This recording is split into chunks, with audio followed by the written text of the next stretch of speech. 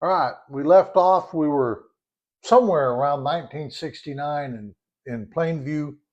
Connecticut, Is it Plainview or Plainville? Plainville. Plainville, Connecticut. Right. All right.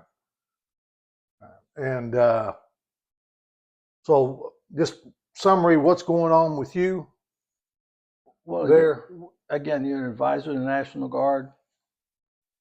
My duty was to go on drill weekends Right. to observe the drills, go into the firing ranges that they would go to, fire their weapons to qualify, Right.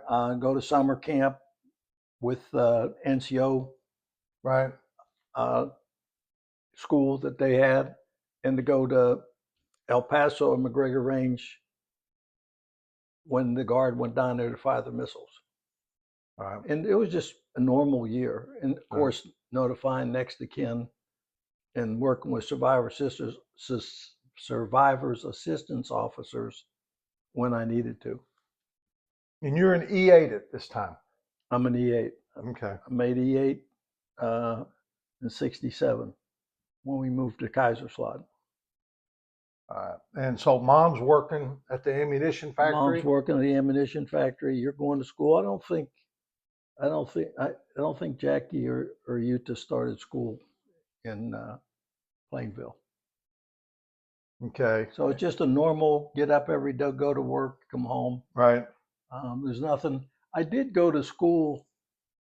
I continued going to school, and I took computer courses. Right.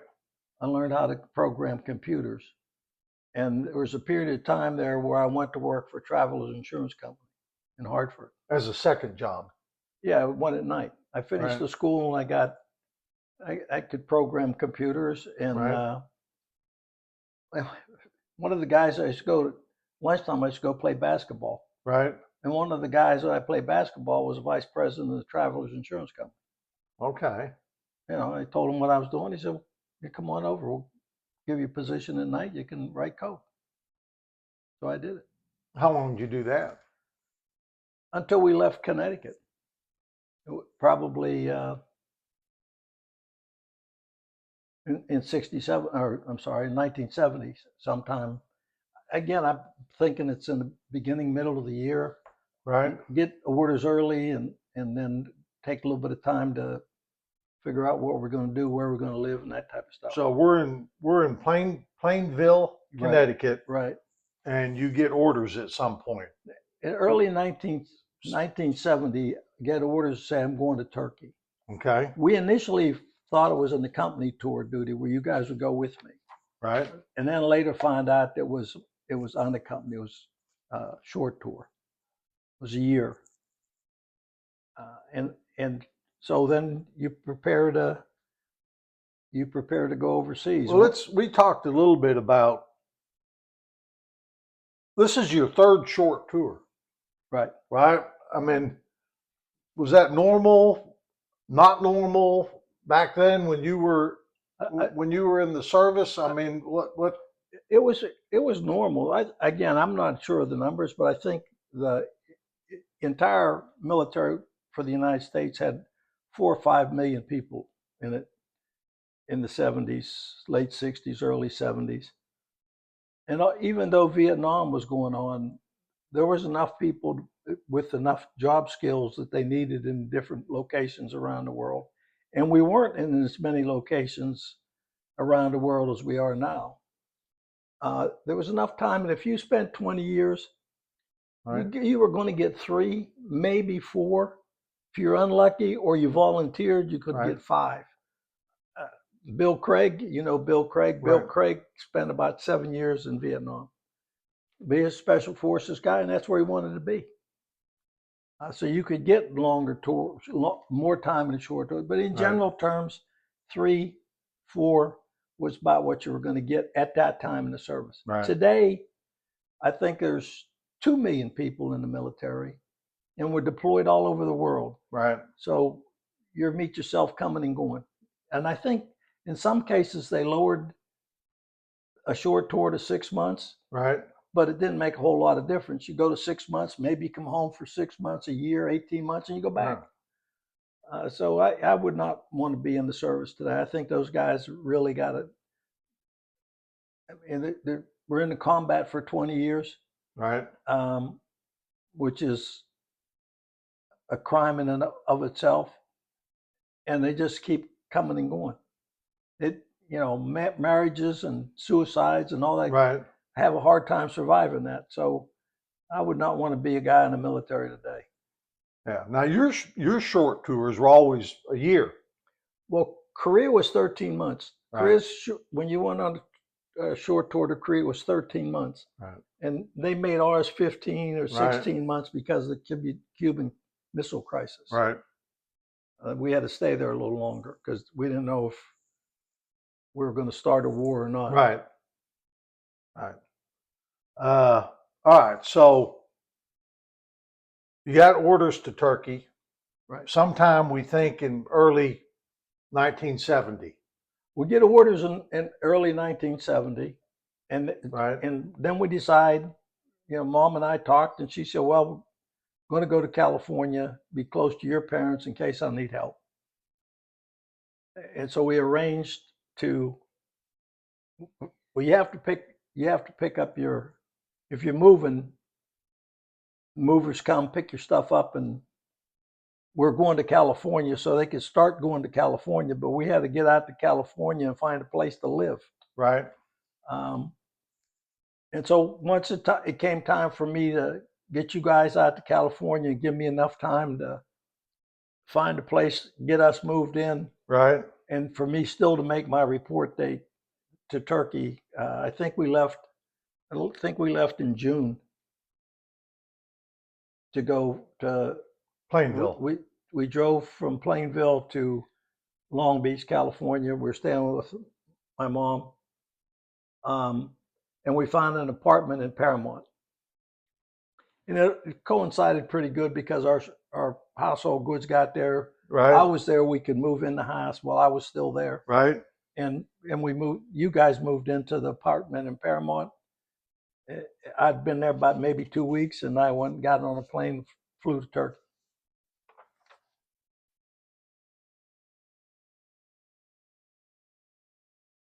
All right. So where in Turkey did you go? My initial assignment was a place called Çorlu, Turkey. And Çorlu, Turkey was in the middle of no place. In terms of Turkey, where was it? Up, down, east, west? It was on the western side. It was more towards Istanbul. But it was probably 50 miles or more from Istanbul. Just out in the desert? North of it. It was grassy area. It wasn't desert. Right. It was grassy. We didn't get a lot of rain, so it was fairly dry. And my job was NCO IC in charge of a detachment that was part of a SAS unit. And the SAS was Special Ammunition Storage and Special Ammunition Stockage. And what that meant is we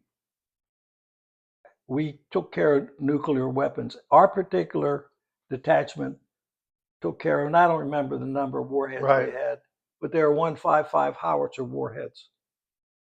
And the Turkish army had 155 howitzer. They're big cannons that shoot a long way. Right. And our job was to store them, maintain them, make sure nothing happened to them, protect them so nobody could come take them, so we'd have to guard them. Right. And if war ever broke out, we would then be stockage. We would get the order to release the warheads to the Turkish army, and that's what we did. So really, your job was sitting on a pile of nukes out in the desert and Basically, making sure nobody stole them. Yeah, there was one fairly good sized bunker, I think, as I recall. And we would go down and maintenance them. You Right. have to do different things to them, and we'd have to 24 hours guard. We'd have to have guards down there, more than one. Did you ever lose one? No. Guard? Nuke. No, I never lost a nuke. But you did exercises because you had the code books where you had codes Right. they would send you, and the detachment commander would have to be the guy that got the code book out with another officer, and Right. they would go through the code books. Now, I spent a lot of time with, I guess it was the sergeant major of one of the units was there. Mm-hmm. We were right next to him, so every morning he and I would have a cup of tea together. Tea or coffee? Tea, chai. But don't they have like strong coffee out there? Yeah, Or is but it? their tea is also strong. Is that? A little glass about this big. Uh-huh. You know, you go over there and you get a glass of tea, sit there and talk to each other. But he didn't speak English, I didn't speak Turkish, but we hung out together for a while every day for 30 minutes or so. And there was a lot of downtime, Right. and a lot of the downtime is we had a big field in front of us, so we could go out and play football or softball. Right. We had a basketball court. We could play basketball.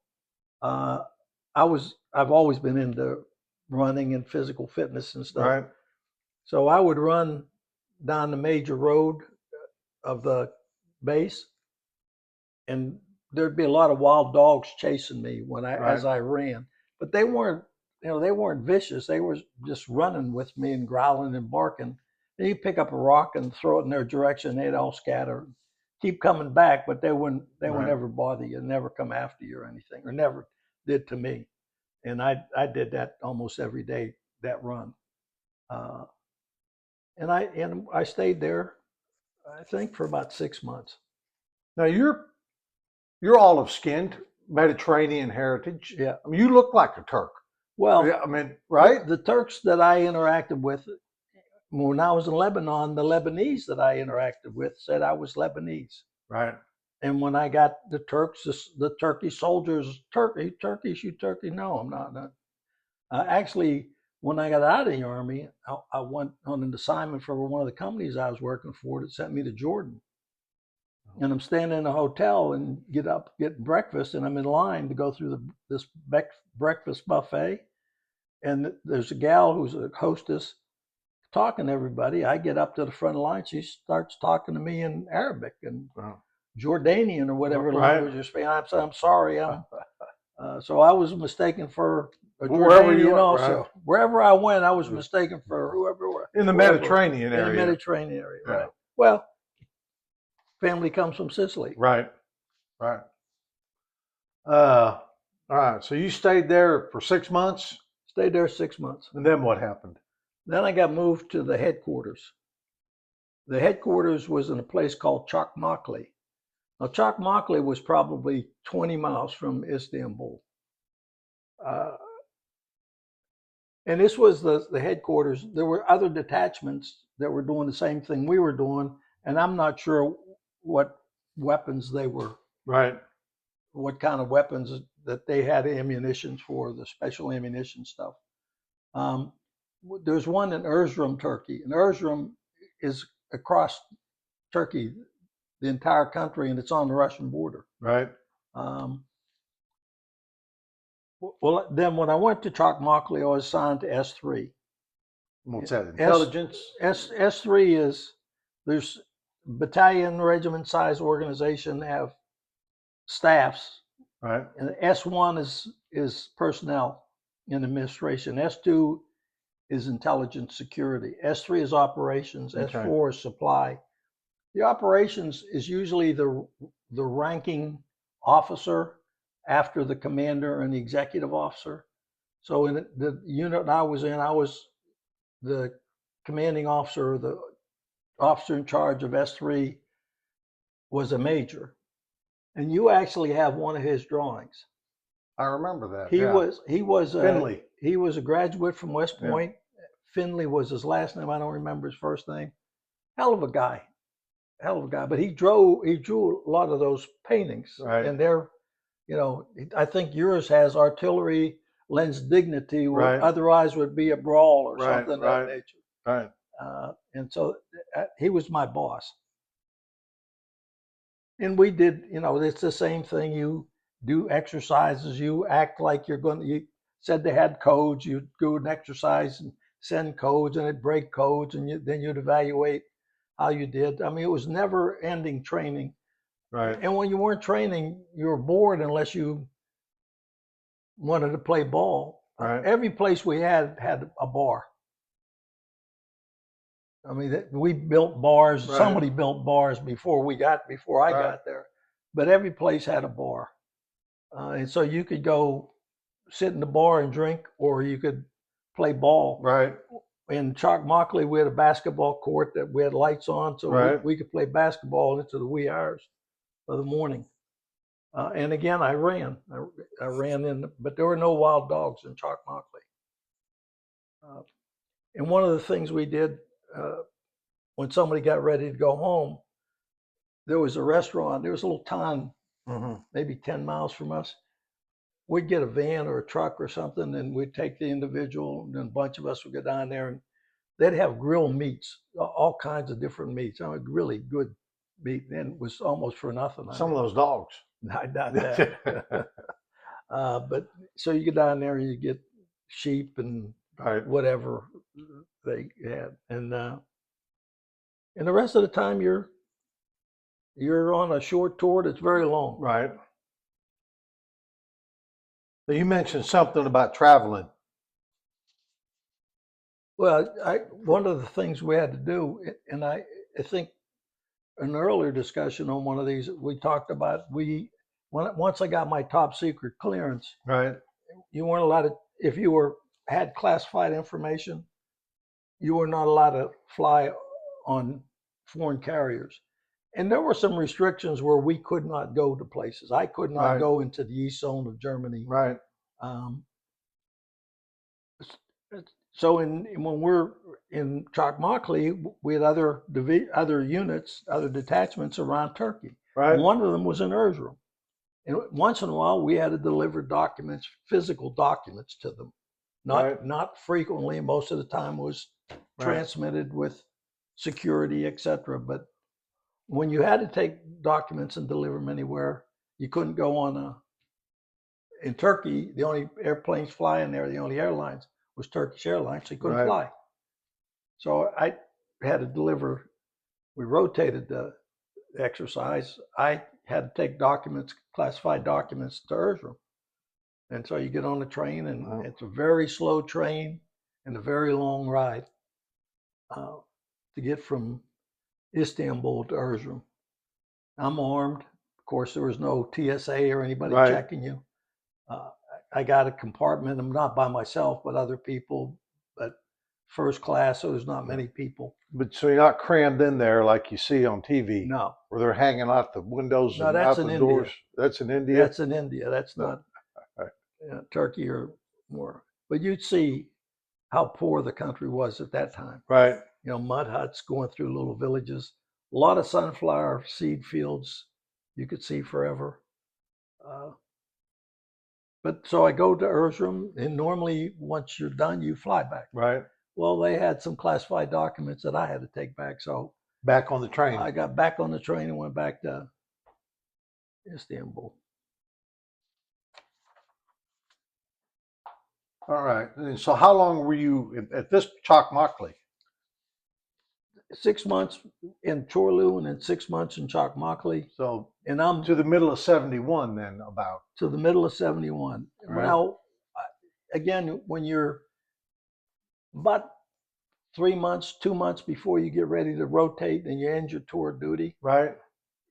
You can, in the Army, at that period of time, you could, when you were getting ready to rotate, you could put in 3 preferences where you wanted to go. Right. Well, I'd done all that. My preference was I wanted to go to Germany. Right. Again, I stayed in the Army so we could go back to Germany so Mom could visit her family. What was 2 and 3? Germany, probably. It's where I wanted to go. Right. I might not have did 2 and 3. I might only did 1. Right. You didn't have to put 3. Right. And I get orders for Chicago. And at that time, Westmoreland was the chief of staff of the Army. Right. So I write a letter to Westmoreland and say, hey. And at that time also, they were asking for people to go to Germany. So I write them a letter and I said, hey, I put in a request for Germany. Everything I read says we're looking for people to go to Germany. Why didn't I get my assignment? And a couple of weeks later, my assignment was changed to Germany.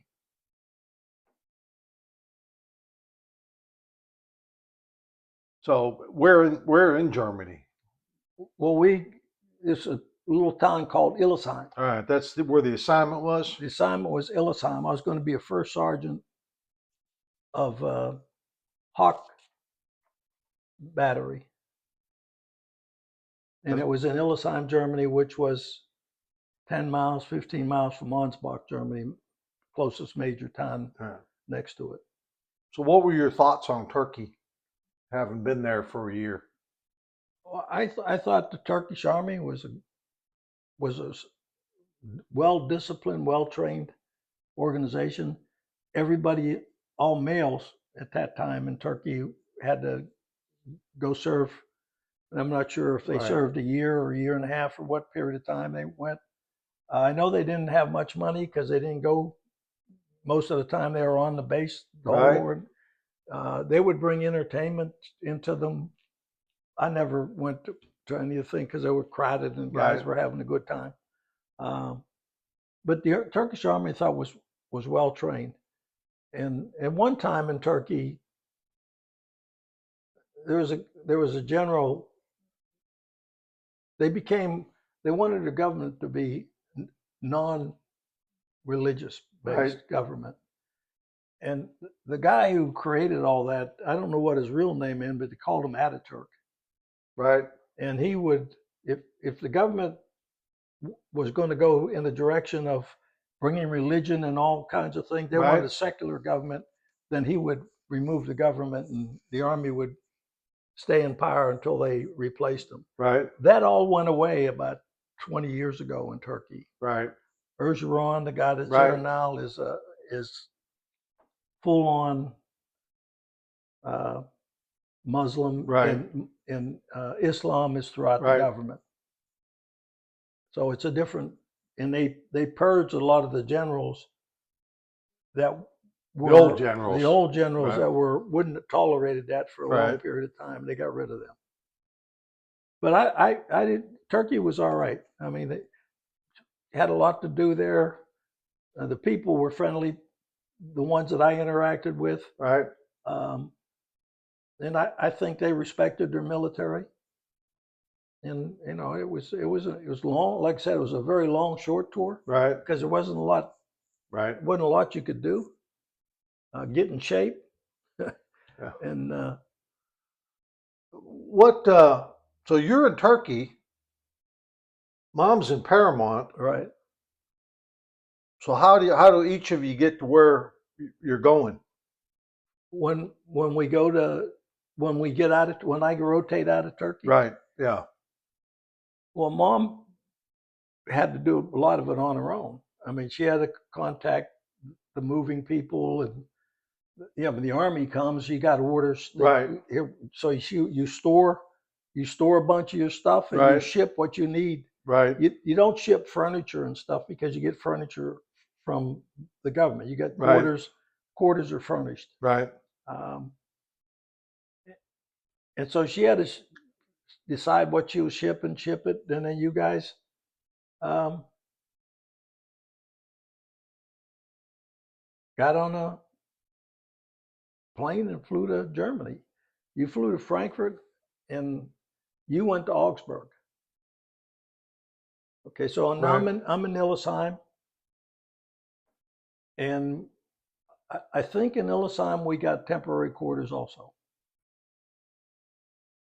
I think we spent a month or so in temporary quarters in Illesheim. Right. And then we got quarters, and then you guys, we all come down. I don't remember the sequence. You had to be there by the beginning of the school year. Right. So I think by the end of August, middle August, we had transitioned from moving and getting all over the place to now we're living in Illesheim, Germany. I'm the first sergeant of a missile battery, and our missile battery is in Illesheim, and Illesheim is a infantry brigade. Okay, that's a good